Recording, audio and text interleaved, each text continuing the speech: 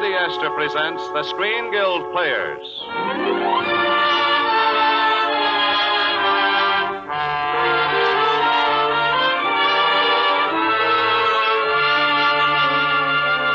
The Screen Guild play tonight, The Maltese Falcon. The starring players. This is Humphrey Bogart. This is Mary Astor. This is Sidney Greenstreet. And this is Peter Lorre.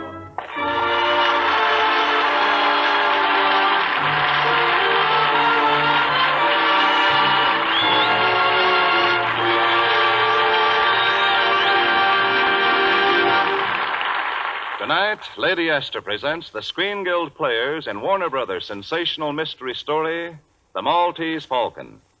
It stars Humphrey Bogart as Private Detective Sam Spade, Mary Astor as Miss Wonderly, Sidney Greenstreet as Casper Gutman, and Peter Lorre as Joel Cairo.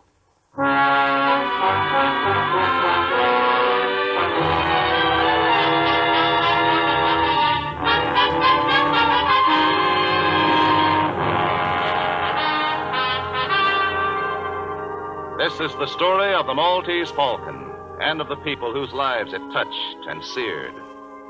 It began in San Francisco when a beautiful young woman, who identified herself as Miss Wonderly, walked into the offices of Spade and Archer, private detectives. Miss Wonderly had just told Sam Spade why she wished to engage detectives when Spade's partner, Miles Archer, entered the office. Oh, excuse me, Sam. No, it's all right, Miles. Come in. Miss Wonderly, this is Miles Archer, my partner. How do you do? Oh, I'm pleased to meet you. Miss Wonderly's sister ran away from New York with a fellow named Floyd Thursby. They're here in San Francisco. Miss Wonderly has seen Thursby and has a date with him tonight. Maybe he'll bring the sister with him. The chances are he won't. Miss Wonderly wants us to find the sister, get her away from Thursby, and back home. But I want you to know that he's a dangerous man. I don't think he'd stop at anything. I don't believe he'd hesitate to kill Corinne, my sister, if he thought it would save him. Uh-huh. What time is he coming to see you, Miss Wonderly? After 8 o'clock. All right, Miss Wonderly, we'll have a man there. Oh, I'll look after it myself. Thank you, Mr. Archer. Will $200 be enough for a retainer? Plenty. Oh, it'll help if you meet Thursby in your hotel lobby, Miss Wonderly. I will. Thank you again. Goodbye. Well, Archer, what do you think of her? Sweet. I'm going to enjoy shadowing her. Okay, sucker. You call me if you run into any trouble.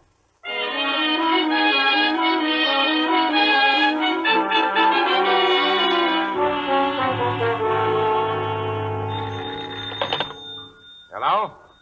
Yes, it's Spade. This is Lieutenant Dundee, Spade. What's on your mind, Copper? I thought you might be interested in knowing that your partner, Archer, was found in an alley near the St. Mark, shot through the heart from close range. Blast burnt his coat. Coming down for a look at him before he's moved? No. You've seen everything I could. His gun was tucked away on his hip. It hadn't been fired. His overcoat was buttoned. Was he working, Sam? Well?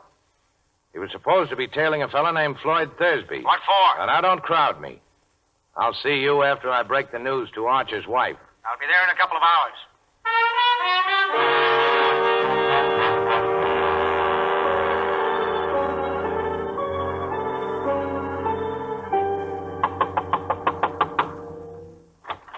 Oh, hello, Copper. Come on in.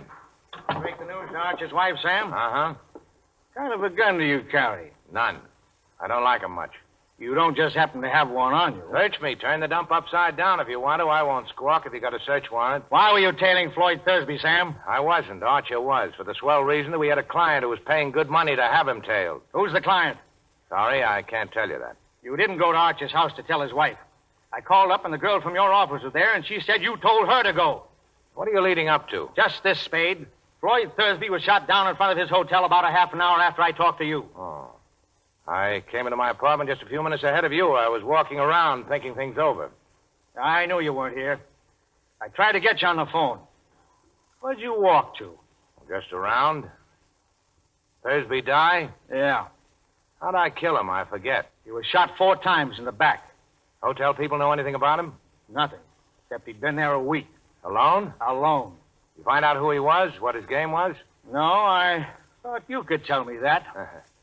I've never seen Thursby dead or alive. Now, look, Spade. You know me. If If you did get Thursby, you'll get a square deal from me and most of the breaks. I don't know that I'd blame you a lot, man that kills your partner. But that wouldn't keep me from nailing you. That's fair enough. Now, would you mind scramming? I got some thinking to do, and I'd like to get a little sleep before daylight.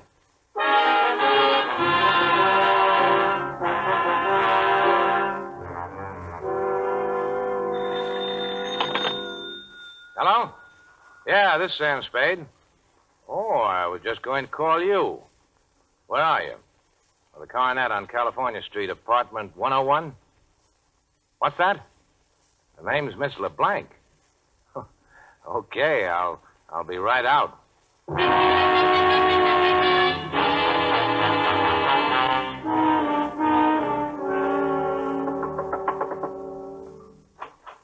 Oh, good morning.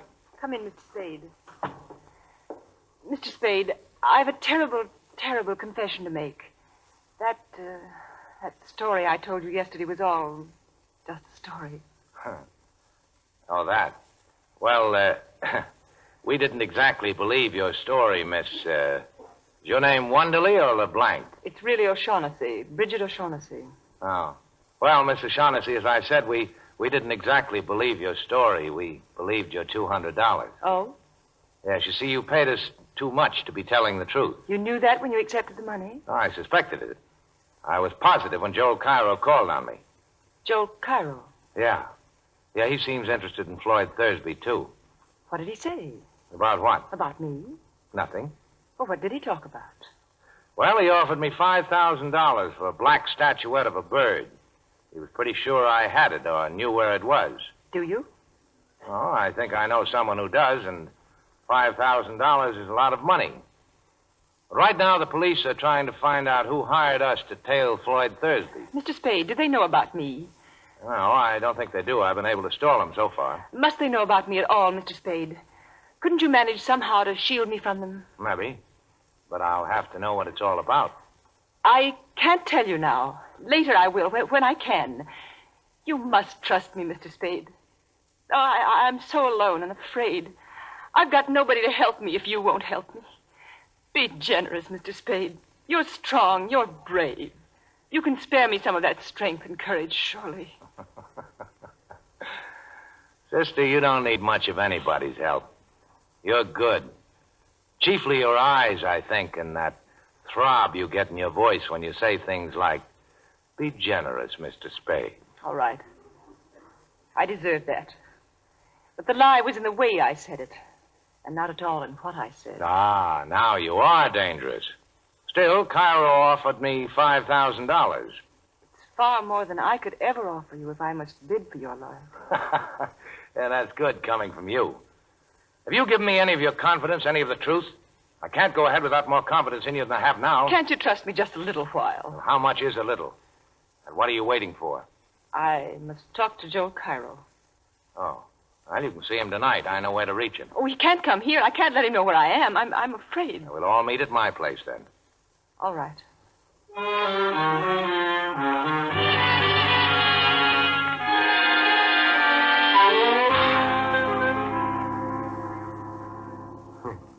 I'm delighted to see you again, Miss O'Shaughnessy. I was sure you would be, Joe. Mr. Spade told me about your offer for the Maltese Falcon. How soon can you have the money ready? Oh, it is ready. You are ready to give us $5,000 if we turn the Falcon over to you? I shall be able to give you the money as soon as the bank opens in the morning. But I haven't got the Falcon. Then why did you send for me? Because I'll have it in another week. Yes? Where is it? Where Floyd hid it. If you know where he hid it, why must we wait a week? And why are you willing to sell it to me? I'm afraid, after what happened to Floyd, I'm afraid to touch it except to turn it over to somebody else right away. Exactly what did happen to Floyd? The fat man. Gutman? Is he here? I don't know. I suppose so. If you two let me interrupt for a second, I can answer that. Gutman is here. How do you know? Because he called me and asked me to see him. Have you? Not yet. I thought that after our friend Cairo here left, I'd find out just how you and I stand before I took on any more clients.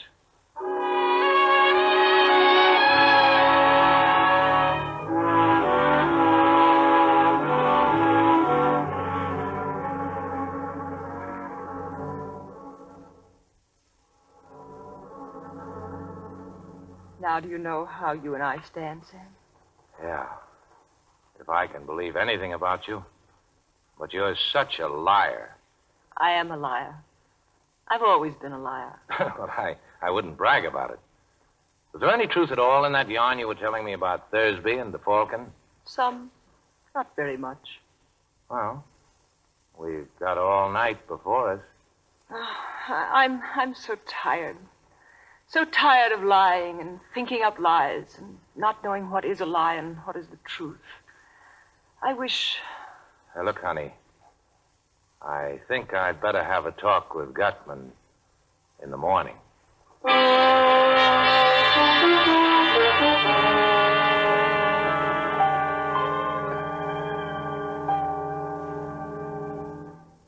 Now, Mr. Gutman, shall we talk about the Falcon? Oh, by all means, Mr. Spade. But first, sir, answer me a question. Are you here as Miss O'Shaughnessy's representative? Well, there's nothing certain about it either way yet. It depends. Maybe it depends on Joel Caro. Maybe. The question then, Mr. Spade, is which you'll represent. It'll be Miss O'Shaughnessy or Mr. Caro. I didn't say so. Who else is there? There's me. Oh, well, that's wonderful, sir, wonderful. I do like a man who tells you right out he's looking out for himself. Don't we all? Uh-huh. Now let's talk about the Blackbird. Let's, Mr. Spade.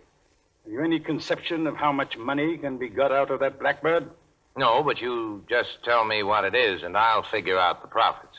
You mean you don't know what that bird is? Well, I know it's black enamel and about a foot high, and I know the value in human life you people put on it. Miss O'Shaughnessy didn't tell you what it is? He offered And me Caro didn't either? He offered me $10,000 for it. Do either of them know what that bird is, sir? What is your impression? Well, there's not much to go by, but I don't think so. If they don't know, I'm the only one in the whole wide, sweet world who does. Good. And when you tell me, there'll be two of us. Mathematically correct, sir. But I don't know for certain that I'm going to tell you. If you think again and think fast, you'll do your talking today or you're through. What are you wasting my time for? I can get along without you. That remains to be seen, Mr. Spade. There are ways... And there's another thing. Keep that gunman of yours away from me while you're making up your mind, or I'll kill him. Well, sir, I must say you have a very violent temper. Think it over. You got till 5:30, then you're either in or out for keeps. Wilma.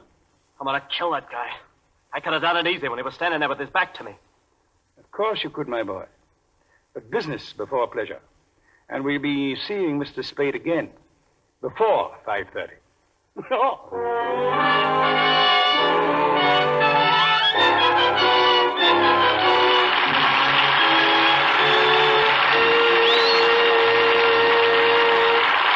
So ends Act One of The Maltese Falcon, starring Peter Lorre, Sidney Greenstreet, Mary Esther, and Humphrey Bogart. Act Two in just a moment. But first, here's a word from our hostess, Lady Esther. Some weeks ago, I was being shown through a shipyard, one of the largest in the country, and stopped to chat with a young woman wearing a safety mask. It gave her a stern, rather severe look, but when she removed the mask to chat with me, she was young and blonde and very lovely. Her skin looked so dainty and fresh that I just couldn't resist saying, "My, you look as though you just stepped out of a bandbox." She laughed and said, "Oh, I've been on the job since early this morning, and I haven't even had time to repowder my face. But after all, I do use your powder, you know." Of course, she's only one of millions of busy, important women who use Lady Esther face powder, partly because of its remarkable clinging quality. They explain that when they use Lady Esther face powder, they have the comfortable feeling that their skin always looks smooth and fresh, never streaked, caked, or shiny. But that's only one of the reasons why more lovely women now use Lady Esther face powder than any other kind. There are two other important reasons. First, the texture of my powder is so flattering that it hides little lines and blemishes, makes your skin look younger. And second, the shades of Lady Esther face powder are so rich, vivid, and alive, they give new interest, a look of new beauty to your skin. And both the unusual texture and the flattering shades are the result of my patented twin hurricane method of making face powder. So if you'd like to have your skin look softer, smoother, younger, and look that way for hours at a time, just try Lady Esther face powder.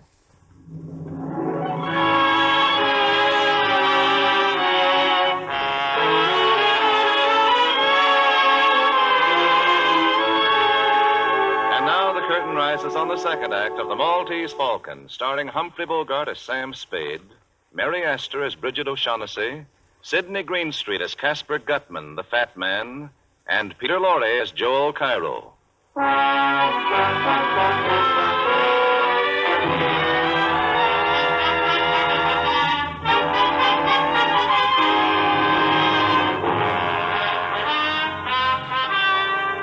Late in the afternoon, following Sam Spade's visit to Gutman's apartment, a dying man staggered into Spade's office and collapsed on the floor. He died before he could speak to Spade, but his papers identified him as Captain Jacoby of the steamship La Paloma, and clutched to his bullet-torn chest was the Maltese Falcon. After depositing the Falcon in a railroad station check room and mailing the identification check to his private post office box, Sam met Bridget O'Shaughnessy and took her to his apartment. You know, Sam, I never would have placed myself in this position if I hadn't trusted you completely. Oh, that again? But you know that's so. You don't have to trust me as long as you can persuade me to trust you. But Sam, darling. Well, I think we better let it go at that until we see what happens after Gutman gets here. The fat man? Here? Certainly, why not? Anyway, that should be him. So it's too late to change our plans. I'll be right back. Oh, hello, Gutman. Good evening, sir. I see you brought company. I can understand the gunman, but I didn't know Cairo was a friend of yours. No, we're old acquaintances. Now that we're all here, let's go in and sit down and be comfortable and talk. Oh, sure. Come on in. Now, look, Angel. Gutman brought a couple of friends along. Good evening, Mr. Shaughnessy. Hello, Joe. You look unusually charming this evening, my dear. Thanks. The gunsul doesn't talk, Angel. Get away from me, punk. Stand still and shut up. Listen, you're not going to frisk me, touch me, and I'm going to make you use that gun. Ask your boss if he wants me shut up before we talk. Never mind, Wilma. Oh, you're certainly a most headstrong and unpredictable individual, Mr. Spade. Now, why did you send for me? You ready to make the first payment and take the Falcon off my hands? The Falcon? That's right, Angel. I've got it. Well, sir, I have in this envelope $10,000. 10,000? Oh, we were talking about more money than that. Yes, sir, we were, but there are more of us to be taken care of now. Well, that may be, but I've got the Falcon. I shouldn't think it would be necessary to remind you, Mr. Spade, that though you may have the Falcon, yet we certainly have you. Yes, I'm trying not to let that worry me, but let the money wait. There's another thing to be taken care of first. We've got to have a fall guy. I beg your pardon? Police have got to have a victim, somebody they can stick for those 3 murders. Two. Only 2 murders, Mr. Spade. Thursby undoubtedly killed your partner. All right, 2 then. Well, the point I've got to give the police, a victim when the time comes. If I don't, I'll be it. Let's give him Wilmer here. Why, you dirty rat. He actually did shoot Thursby and Jacoby, didn't he? Anyway, he's made to order for the part. Let's turn him over to them. By God, so you are a character, that you are. There's never any telling what you'll say or do next, except that it's bound to be something astonishing. Well, it's our best bet. With him in their hands, the police will forget the rest of us. Your plan is not at all practical, sir. Let's not say anything more about it. All right. I have another suggestion. Let's give him Cairo. Well, by God, sir. Suppose we give him you, Mr. Spade, or Mr. Shaughnessy. How about that, huh? Sam, you wouldn't. You people want the Falcon, I've got it. The fall guy is part of the price I'm insisting on. You seem to forget you're not in a position to insist on anything. No? If you kill me, how are you going to get the Falcon? By God, sir, you are a character. Well? Well, what else can I do? I'm sorry, Wilma. Terribly sorry. I want you to know that I couldn't be any fonder of you if you were my own son. But, well, if you lose a son, it's possible to get another. And there's only one Maltese Falcon. You rat, I'll kill you for this. Thank you, Mr. Spade. When you're as young as Wilma, one simply doesn't understand these things. And how about some coffee, Bridget? Put the pot on, will you? I don't like to leave my guests. Surely. Anything to get out of here. Now, sir, let's get down to business. I ought to have more than 10,000. Of course, sir, you understand this is the first payment. You still don't understand the Falcon's worth. Well, a black enamel bird can't be worth millions. But it is. Otherwise, I should not have spent 17 years of my life trying to acquire it. The black enamel you refer to, sir, is merely camouflage, covering a solid gold bird encrusted from head to foot with the finest jewels. Okay. So I get millions later. How's about 15,000 now?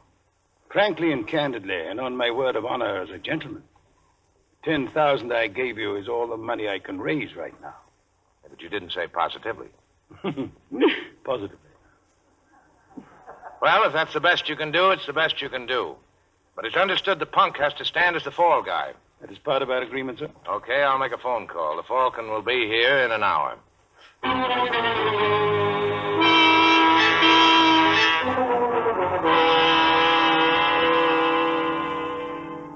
It's a fake. Huh? This is not the Maltese Falcon. This is a lead imitation covered with the same enamel. See where I've shaved it off with a knife lead? Pure lead. You bungled it. You, Gutman. You and your stupid attempt to buy it from the Russian who owned it. He caught on to how valuable it was. No wonder we had so little trouble stealing it. You imbecile. You bloated idiot. Well, sir, what do you suggest? Shall we stand here and shed tears and call each other names? Or shall we pay the Russian another call in Istanbul? Are you going? 17 years I've wanted that little item, and I intend to get it. Another year, well, sir, that will be an additional expenditure of time on only 5 15/17%. I go with you. Good. And Wilma? Wilma, Where is the boy? He must have made his getaway while we were unwrapping the Falcon. A swell lot of thieves. Well, sir, I left to ask you to return my $10,000. I held up my end. It's your hard luck, not mine, if you didn't get what you wanted. I'm sorry, but I must insist. Oh, a hideout gun, huh? Okay. Thank you, sir. The shortest farewells are the best. Adieu. And to you, Miss O'Shaughnessy, I leave the fake Falcon as a little memento. Oh, come, Carl.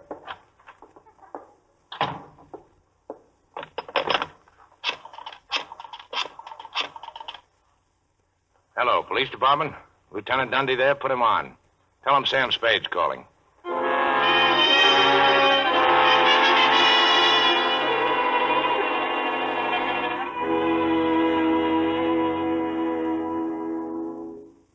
look, Angel. Gutman and Cairo will talk when the cops nail him about us. We've only got minutes to get set for the police. Now, give me your whole story, fast. Well, where shall I begin? The day you first came to my office. Why did you want Thursby shadowed? I suspected him of betraying me to Gutman, and I wanted to find out. That's a lie. Gutman tried to make a deal with him. You had Thursby hooked, and you knew it. You wanted to get him out of the way before Captain Jacoby arrived with the Falcon. Isn't that so? What was your scheme? I thought if he saw someone following him, he might be frightened into going away. Now, look, Archer hadn't many brains, but he wasn't clumsy enough to be spotted the first night. You must have told Thursby he was being followed. I told him, yes. But please believe me, Sam, I wouldn't have told him if I'd thought Floyd would kill him. If you thought he wouldn't kill Archie, you were right, Angel. Didn't he? Archie'd been a detective too long to be caught shadowing a man up a blind alley with his gun tucked away in his hip and his overcoat buttoned. But he'd have gone up there with you, Angel. He was just dumb enough for that. Sam. And then you could have stood as close to him as you liked, there in the dark. Put a hole through him with a gun you'd gotten from Thursby that evening. Don't talk to me like that, Sam. You know I didn't. Now, the police will be blowing in any minute now, Angel. Talk. Oh, why do you accuse me of such a terrible... Why did you shoot Archer? You thought Thursby would tackle him and one or the other would go down. If Thursby was killed, then you were rid of him. If it was Archer, then you could see that Thursby was caught. Was that it? Something. And when you find like out that Thursby didn't mean to tackle Archie, you borrowed the gun and did it yourself, right? I guess so. I know so. You didn't know Gutman was here looking for you until you learned Thursby was shot. Then you needed another protector. So you came back to me. Yes, but... Oh, sweetheart, it wasn't only that. I would have come back to you sooner or later. From the very first instant I saw you, I knew that... Ah, you angel. Well, if you get a good break, you'll be out of San Quentin in 20 years. Sam, you're not... Yes, Angel. I'm going to send you over. But if they hang you, I'll always remember you. Don't, Sam. Don't say that. Even in fun. It's not fun. I happen to be in the detective business, and you killed my partner. It's bad business to let the killer get away with it. Bad for every detective in this country. You're taking the fall. You've been playing with me. Only pretending you cared. To trap me like this. You didn't care at all. You don't love me. I think I do. But what of it?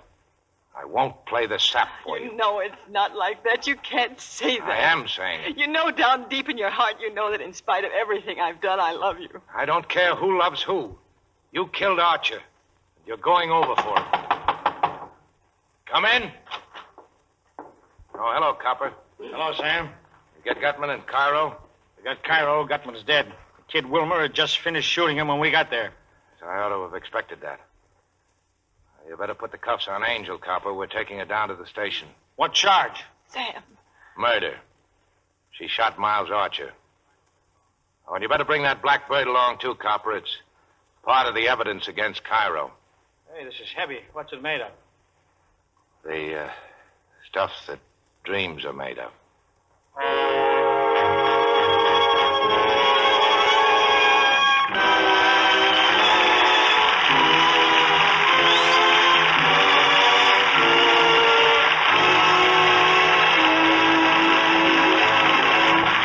So ends the story of the Maltese Falcon. Thank you, Mary Astor, Humphrey Bogart, Sidney Greenstreet, and Peter Lorre for appearing with the Lady Astor Screen Guild players tonight, and also for telling us a most exciting story. It was our pleasure, Mr. Bradley. We all had a wonderful time making the picture, and the radio version tonight brought back some wonderful memories. Then, too, knowing that the benefits from these programs support the Motion Picture Country House and Clinic give us an added incentive. And now, before we tell you about next week's program, here's a word from one of America's best-known beauty authorities, Lady Esther. Thank you, Miss Astor. Ladies, you know it's surprising the number of letters new users of Lady Esther face powder have sent me in the last few months. So many of them say the same thing, that Lady Esther face powder is an entirely different kind of powder, that it does wonderful things for the appearance of the skin, makes it look softer, smoother, and often years younger. Well, Lady Esther face powder is more flattering, more becoming, because my powder isn't just mixed, just blended like ordinary face powder. It's made by a method new, unique, exclusively mine. You see, Lady Esther face powder is blown at whirling speed by my famous twin hurricanes. Yes, my patented twin hurricane process blows and whips color and powder particles together until they're evenly married, blended into a fine, smooth, sheer mist of beauty, finer in texture and truer in shade than powder ever made by ordinary methods. That's why Lady Esther face powder smooths on so much more evenly, and why the shades of my powder are so clear and alive. They make your skin younger looking, more vivid, far lovelier. Why don't you try Lady Esther face powder and see how much happier you'll be with the appearance of your skin? Before we tell you about next week's program, Humphrey Bogart has a word to say from our government. As you all know, the Third War Loan Drive is on full steam, the drive to back the attack our fighting forces are making against our enemies. As our share toward victory, we at home must buy $15 billion worth of war bonds, which means each one of us must dig down deeper into our own pockets. Each of us must buy at least one extra bond this month. We have to win this war, and we will win, all right. But how soon we win is up to every one of us. So buy an extra war bond this week, sure, to help speed our day to victory. Next week, the Lady Esther Screen Guild players will present highlights from Warner Brothers' great new musical picture, Thank Your Lucky Stars. It will star Joan Leslie, Dennis Morgan, Dinah Shore, and Eddie Cantor. Be sure to listen.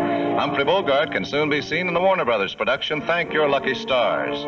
Mary Astor is currently playing in the Metro-Goldwyn-Mayer Technicolor production, Thousands Cheer. Sidney Greenstreet and Peter Lorre appeared through the courtesy of Warner Brothers. Music on tonight's program was arranged and conducted by Wilbur Hatch. To help your government save tin, buy the larger size of Lady Esther face cream, and at the same time you will save yourself money to invest in war bonds and stamps. Truman Bradley speaking for Lady Esther. Thank you. Good night. This is the Columbia Broadcasting System.